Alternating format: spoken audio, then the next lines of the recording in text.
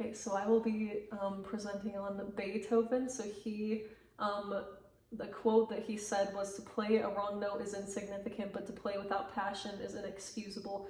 He had a lot of passion as a composer, and he ended up being very influential in a lot of different aspects in terms of music. And he was considered a transitional figure between the classical and the romantic eras. And his work kind of crowned the classical period, but he also initiated the romantic period in music. And he composed in all of the main genres, such as classical music, including symphonies, concertos, string quartets, piano sonatas, and opera. And the instruments that he played apart from piano was the harpsichord, the clavichord, the organ, and the viola. And he was born on October 16th, 1770, and he died on March 26, 1827. He was born in Germany, but then he died in Austria. Beethoven wasn't necessarily a political activist or theorist, but he was a passionate Democrat and Republican, and he was also the first German musician to have strong political interests. He had pretty set opinions in terms of politics, and the French Revolution also shaped the entire life of Beethoven, which ended up shaping some of his music.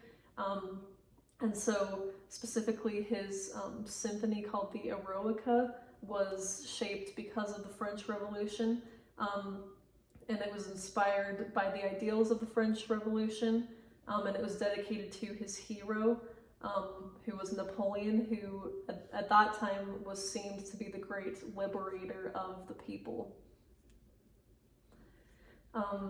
And Beethoven started a lot of different trends, specifically in terms of expanding the symphony as a whole, and he especially kind of expanded the boundaries of classical music in general in terms of sonatas, quartets, concertos, and symphonies.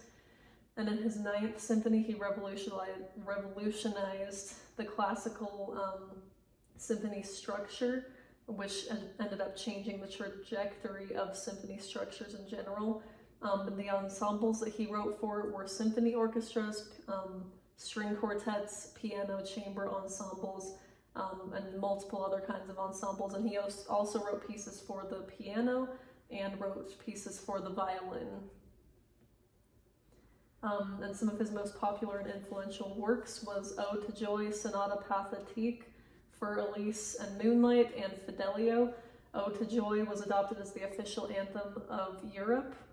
The Sonata Pathétique mostly just showcased a new and passionate style of music. For Elise and Moonlight were pieces that he composed to dedicate to women that mattered to him in his life. And Fidelio was popular due to inspiring depictions of human bravery and perseverance to triumph over evil.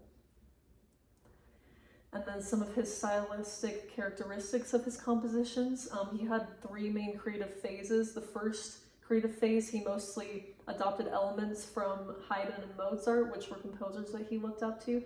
His second period resembled a lot of music in the 19th century that had strong dynamic contrasts and explosive accents and longer movements.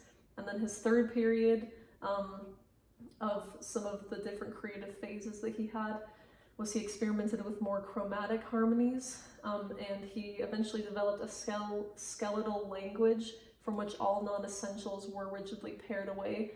And this was very much ahead of his time. He was starting to experiment with things that no one else had experimented with before.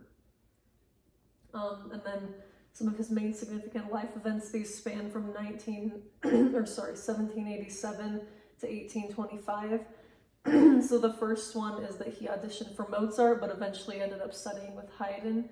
And the premiere of his Symphony No. 1, he was really trying to create publishable works during this time and really trying to move his career forward.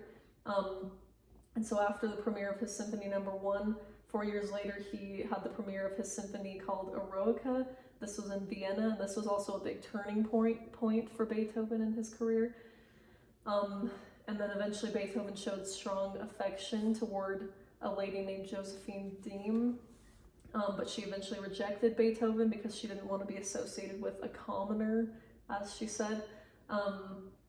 And then eventually in 1821, Beethoven became ill, and he actually went on a walk and started wandering around in people's neighborhoods.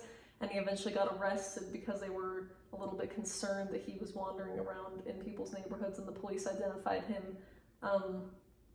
Then eventually in 1824 he wrote the Missa Solemnis, and the conductor actually kept conducting after the piece was already over with, but it was still a very popular piece and everyone in the audience really enjoyed it. And then in 1825, this wasn't too long before he passed away, but he wrote the string quartet in B flat major, and afterwards he was asked to make it a more user-friendly piece, so he ended up implementing that feedback. And then just his educational background and his primary music teachers. So he actually had to leave school around 11, and at 18 he was the primary breadwinner for his family. So his father gave him most of his musical training, and at 12 years old he became a court organist. But besides his father, Christian Gottlob and Haydn were some of his main music teachers, and Beethoven was a little bit hard to get along with, so in terms of his relationship with other composers, he didn't have super close relationships with many of them. So his closest relationship with a composer was Haydn a little bit earlier in his music career. So Beethoven was a very influential music artist, and music artists today still follow some of the concepts and some of the things that he revolutionized while he was on the earth and living. So, Thank the you. end.